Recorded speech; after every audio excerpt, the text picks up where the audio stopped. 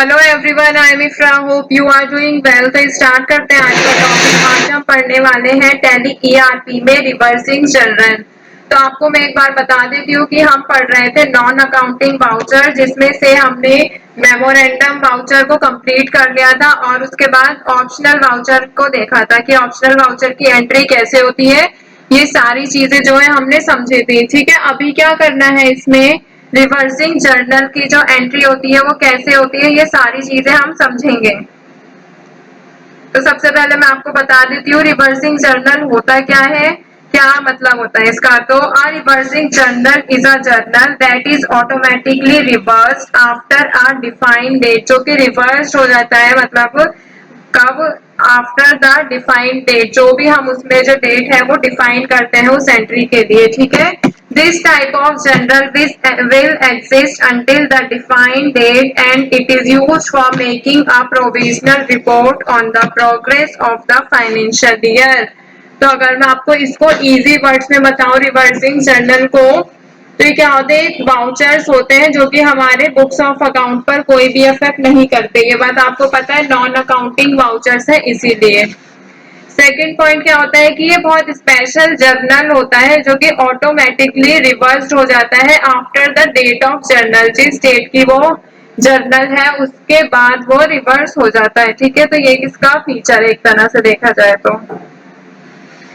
फिर next point अगर मैं आपको बताती हूँ, they exist only for a day and are effective on the date of reversing journal. अब क्या करेंगे, हम इसको एक एग्जाम्पल के थ्रू समझते हैं कि रिवर्सिंग जर्नल होता क्या है, कैसी एंट्रीज होती है इसमें, कौन कौन सी हमें एंट्रीज इसमें करनी पड़ती हैं।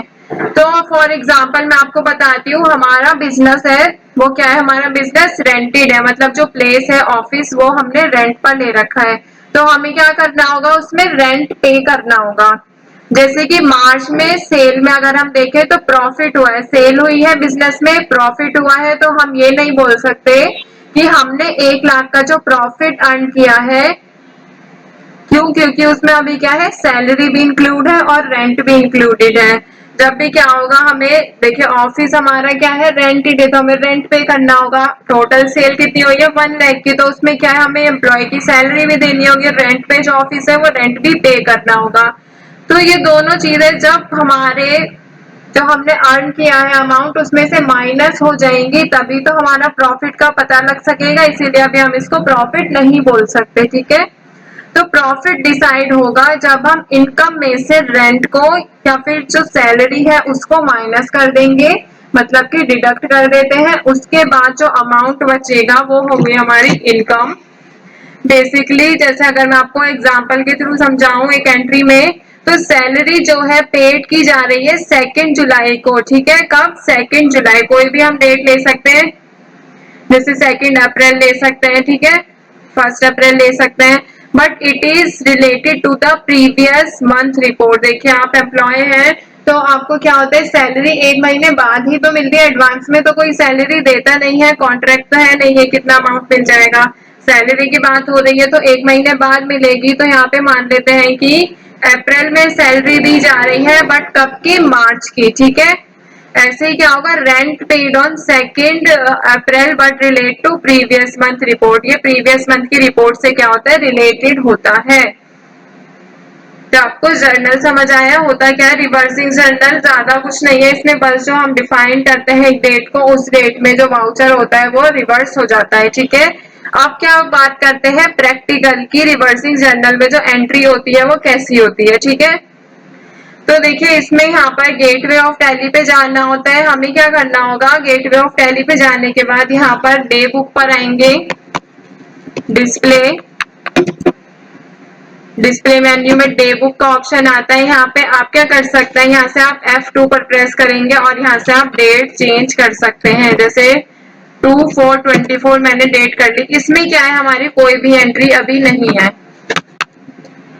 तो अब मैं यहाँ पे अकाउंटिंग वाउचर्स भी ओपन करती हूँ। जैसे हमने यहाँ पे क्या हुआ, अब जो डेट हमने वहां पर एंटर की थी वो डेट यहाँ पर भी आ जाएगी। ठीक है, अब हमें क्या करना होगा, कंपनी यहाँ पर, या तो अगर आपने कोई कंपनी क्रिएट नहीं कर रखी तो यहाँ से आप क्रिएट कर सकते हैं, अदरवाइज आप कंपनी को सिलेक्ट करके उसमें क्या करेंगे, सबसे पहले अपने बिजनेस में कुछ अमाउंट लाएंगे कैपिटल के तौर पे, या फिर मतलब कि कंपनी स्टार्ट करने के लिए कुछ पैसा डालेंगे कंपनी में। ठीक है, उसके बाद क्या करना होगा, हमें परचेज करने होंगे कुछ गुड्स। उसके बाद जब परचेज करेंगे बिजनेस में, हम उसको रखेंगे तो नहीं, हम परचेज किस लिए करते हैं अपने बिजनेस में, ताकि हम उसको प्रॉफिट के साथ अपनी इनकम कर सकें, मतलब कि जो हम सामान बेचेंगे सेल करेंगे उसमें हमें प्रॉफिट भी हो।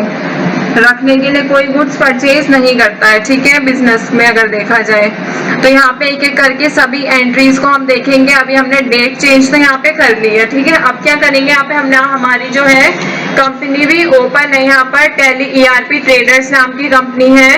करंट पीरियड आपको ये शो रहा है 1 अप्रैल से 31 मार्च 2025। आज डेट क्या डाली हमने, तो चेंज की थी 2 अप्रैल। तो अब क्या करना होगा हमें, सबसे पहले यहाँ पर, या फिर न्यू कंपनी क्रिएट कर लेती हूँ मैं, ऑल्ट F3 पर जाएंगे, क्रिएट करेंगे कंपनी, ताकि आपको सारी चीजें जो है वो समझ आए। तो यहाँ पे मैं डाल देती हूँ रिवर्सिंग ट्रेडर्स के नाम से, और कंट्रोल ए से कर लिया सेव, क्योंकि ये कंपनी बनाना आपको सिखाया है, इसमें हम टाइम वेस्ट नहीं करेंगे।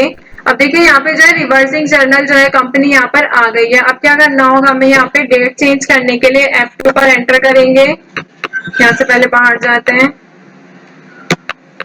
2 अप्रैल ओपन हो गया। ठीक है, अब क्या करना होगा हमें, पहले सबसे पहले बिजनेस में पैसे लाएंगे। देखिए अगर आप यहाँ पे आके देखेंगे प्रॉफिट एंड लॉस में, बैलेंस शीट पे कुछ भी अमाउंट नहीं है, तो यहाँ पे आएंगे अकाउंटिंग में, और यहाँ पर F6 पर एंटर करेंगे। रिसीट का यहाँ पे एंट्री होती है, वो मैंने आपको बता रखी है। तो यहाँ पे हम डायरेक्ट बनाते हैं capital, capital account pre default यहाँ पे सेट रहता है, जितनी कैपिटल ले आते हैं 2 लाख की। और यहाँ पे कैश जो है बाय डिफॉल्ट यहाँ पे लेजर क्रिएट रहता है पहले से, ऑल्ट सी से कर देंगे यहाँ पर। अगर क्रिएट नहीं है तो यहाँ पर सेव कर देंगे। अब हमारे बिजनेस में जो है वो 2 लाख रुपए आ गए हैं। अब क्या करना होगा, हमें कुछ गुड्स को परचेज करेंगे। यहाँ पर क्या करेंगे, कुछ गुड्स को परचेज करेंगे जिसको हम प्रॉफिट के साथ बेच सके। तो यहाँ पे गुड्स को परचेज करने के लिए एंट्री क्या होती है, F9 पर यहाँ पर एंटर करेंगे, परचेज वाउचर यहाँ पे ओपन हो जाएगा। ठीक है, सप्लायर इनवॉइस नंबर, इसमें आप 1 2 3 अपने अकॉर्डिंग डाल सकते हैं। डेट यहाँ पर आप सिलेक्ट कर सकते हैं। Party account name, party account name में क्या लिखेंगे, यहाँ पर कैश लिख लेते हैं। अब यहाँ पे अगर हमें सप्लायर का नेम लिखना है तो हम यहाँ पे लिख सकते हैं मिस्टर ए, कहाँ रहते हैं, दिल्ली में। अभी नॉर्मल ऐसे ही कर लेते हैं, कंट्रोल ए से कर दिया सेव। अब क्या है यहाँ पे परचेज लेजर, तो परचेज लेजर में क्या आएगा, परचेज, यहाँ पे हमें वो भी क्रिएट करना पड़ेगा ऑल्ट सी से। ये सब मैं आपको बता चुकी हूँ, तो जल्दी जल्दी कर रहे हैं, ज्यादा डिटेल में नहीं समझेंगे। कंट्रोल ए से किया सेव। अब यहाँ से क्या करना होगा, हमें स्टॉक आइटम्स देखना होगा कि हम अपने बिजनेस में क्या सामान बेचना चाहते हैं। तो यहाँ पे alt C, stock item open हो गया। अब यहाँ से हम क्या क्रिएट कर सकते हैं, जैसे कर लेते हैं यहाँ पर डेल 6521। कौन सी कैटेगरी, कौन से ग्रुप में रखेंगे इसको, इलेक्ट्रॉनिक्स के ग्रुप में रख लेते हैं। अब यहाँ पे क्या है, कैटेगरी, कौन सी कैटेगरी में रखेंगे, लैपटॉप। कंट्रोल ए से किया सेव। अब यहाँ से इसको भी और सी से बना सकते हैं, पीसीज। ठीक है, अब ये क्या हो गया है, ये सारी चीजें जो है सेव हो गई हैं। अब क्या करना होगा, इसमें आपको कंट्रोल ए से करेंगे इसको एक्सेप्ट। यहाँ पे अभी ट्रैकिंग नंबर हम नहीं डालेंगे, लिस्ट ऑफ ऑर्डर भी नहीं, डायरेक्ट हम सिंपल कर रहे हैं। यहाँ पे क्या है, अभी गोडाउन हमने नहीं बनाया, और सी से गोडाउन बना लेते हैं, दिल्ली। अब यहाँ पे कितनी क्वांटिटी हम परचेज कर रहे हैं, 100 परचेज कर लेते हैं 1000 के अकॉर्डिंग। 1 लाख का सामान जो है हम परचेज कर रहे हैं। ठीक है, तो कंट्रोल ए से यहाँ पे नरेशन डाल के सेव कर देंगे। अब हमारे बिजनेस में से देखिए 2 लाख रुपए थे, अब कितना कैश बचा होगा, अगर आपको कैश चेक करना है तो 1 लाख बचा है, क्योंकि 1 लाख का जो है हमने सामान परचेज कर दिया है। ठीक है, तो आई होप ये चीजें जो है आपको क्लियर हुई होंगी कि सबसे पहले हमारे बिजनेस में पैसा होना चाहिए।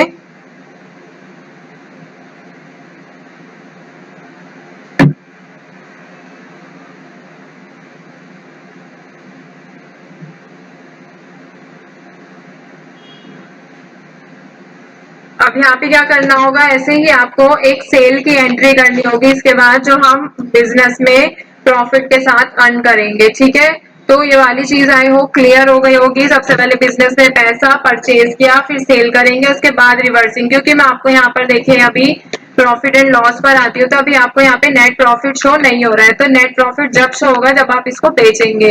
तो इसी का डिफरेंस मैं आपको दिखाना चाहती हूँ, इसीलिए बिल्कुल स्टार्टिंग से हम इसको कर रहे हैं। ठीक है, तो टॉपिक को यहीं पे करते हैं एंड नेक्स्ट सेशन में इसको कंटिन्यू कर लेंगे। तो मिलते हैं बाद में। Stay tuned and thank you.